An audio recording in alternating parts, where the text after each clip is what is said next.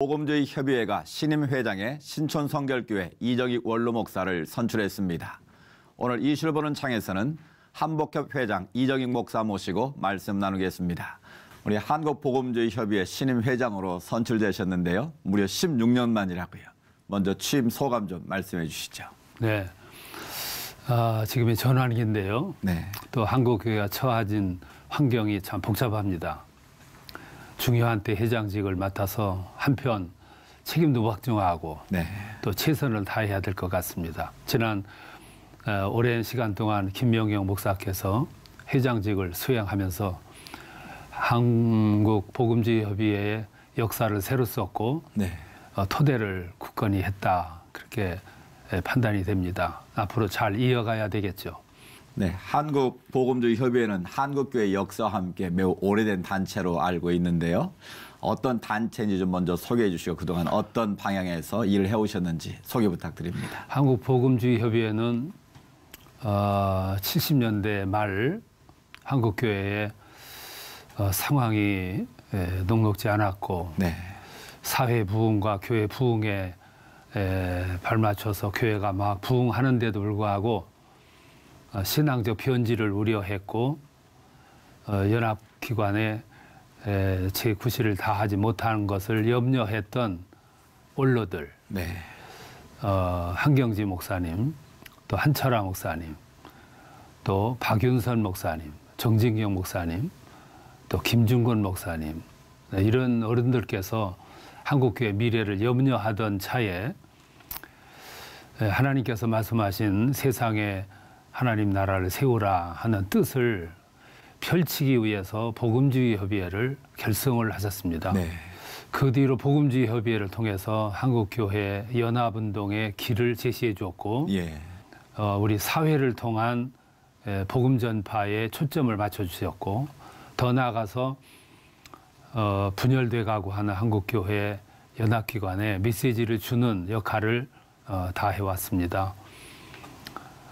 그리고 복음주의협의회를 통해서 성수주의 문제를 정부에 강력하게 건의하는 운동을 펼쳤고 네. 또 캐직사경회를 통해서 난무해가는 집회의 그 타락을 또 이탈을 막아주는 역할을 또 했고 김명혁 전 회장님 중심에서 북한 계략 퇴치 운동에 앞장섰고 네.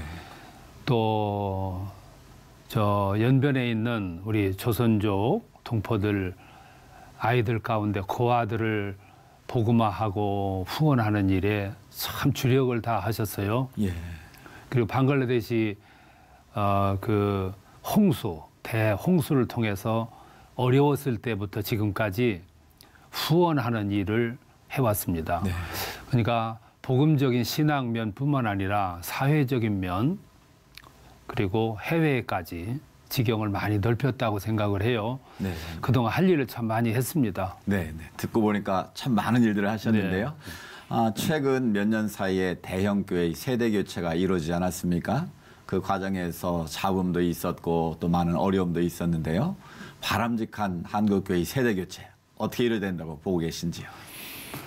세대 교체는 교회마다 참 중요한 시점입니다. 네. 세대 교체가 잘 이루어지면 향후 최하 20년, 잘못하면 향후 20년 후퇴하는 아주 중요한 시점이죠. 네.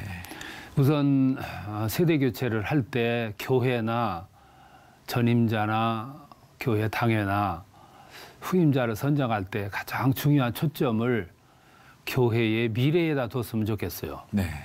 그러면 잡음도 극복이 될 것이고 내 편 이런 것도 극복이 될 것이라고 생각을 합니다.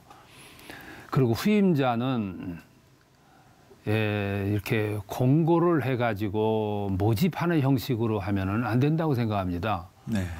적어도 영적 지도자고 20년, 30년 책임을 져야 하는 중차대한 책임을 가지고 오는 담임 목사를 사회적인 방법을 통해서 그렇게 하면 안 된다고 봐요.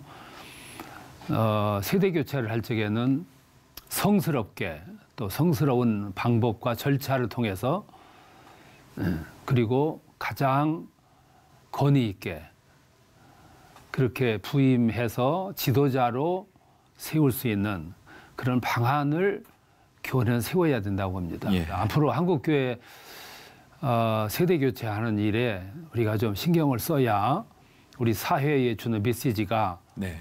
신선하고 강렬하리라 이렇게 생각을 합니다. 네. 2018년을 시작하면서 다양한 희망들을 많이 이야기하고 있는데요.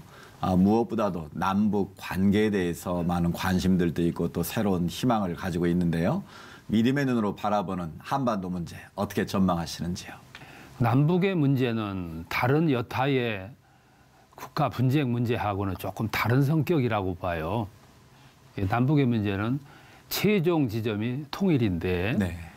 이 부분은 미국도 중국도 일본도 러시아도 사실 우리 짧은 소견이지만 찬성하냐 하면 아니라고 봅니다. 예. 현 상태를 고수하는 것을 원한다고 이렇게 생각이 돼요. 독일 통일이 이루어지듯이 예.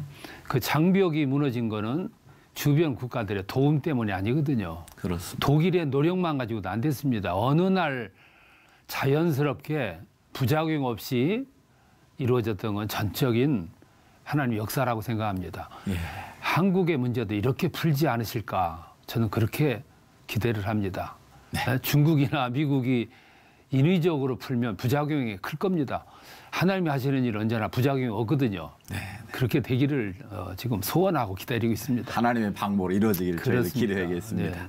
한국교회가 당면한 문제, 그 가운데 가장 시급하게 해결될 문제는 뭐라고 생각하시는지 그리고 또 그 해결 방안은 어떻게 보고 계신지요?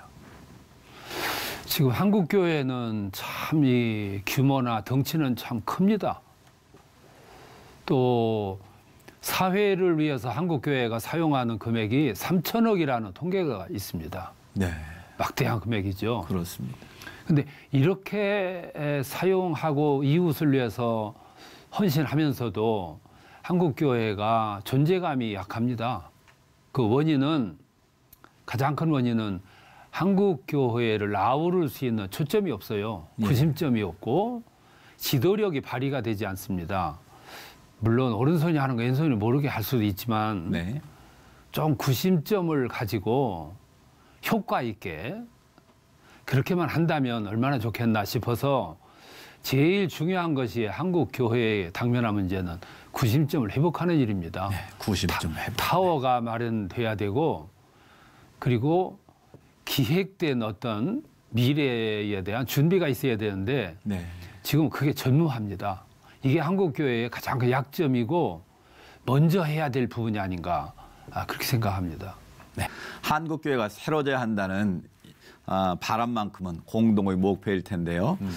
이를 위해 가장 먼저 어떤 노력이 필요하고 또 이를 위해서 어떤 기도가 필요할지 마지막으로 부탁드리겠습니다. 연간 사회를 위해서 사용할 수 있는 선교비 도움이 3천억이라면 이건 대단한 집단입니다. 예. 한국 교회가 가지고 있는 이 얼마나 소중한 자산입니까? 네. 이걸 효과적으로 리드해줄 지도자만 세워진다고 하면 이게 오늘 우리 그리스도인들이 기도해야 할 부분이 아닌가 싶어요. 그렇다고 해서 사회가 막 기독교를 위해서 무슨 다양한 요구를 하고 비판을 하고 하니까 그걸 잠재우기 위해서 일부러 무슨 프로그램을 하고 뭐 이럴 필요는 없어요. 예. 하던 대로 조용히 하되 제발 우리 사회에 부정적인 이미지를 줄 수 있는 사고 치지 말고 재정 효과적으로 사용하고 네, 네. 인사 문제 조금 신중하게 하고 네. 알아주든 안 알아주든 교회가 할 수 있는 일을 한다면 네. 네. 그보다 더 소중한 일이 어디 있겠습니까? 이를 위해서 기도하고 당면한 문제는 이제 동계올림픽인데 네. 잘 해야 되지 않겠습니까? 한국교회 바라만 보지 말고 잘 이루어지기 위해서 기도하고 자원봉사자 파송하고 그들에게 가서 전도하는 프로그램 충실히 하고 이렇게 한다면 또 이 올림픽을 통해서 또 한국의 위상이 또 커지지 않겠습니까? 당면한 문제들 위해서 우리 뜨겁게 기도했으면 좋겠습니다. 네. 목사님 말씀 듣다 보니 새로운 희망이 생기는 것 같습니다. 귀한 말씀 감사합니다. 네, 감사합니다.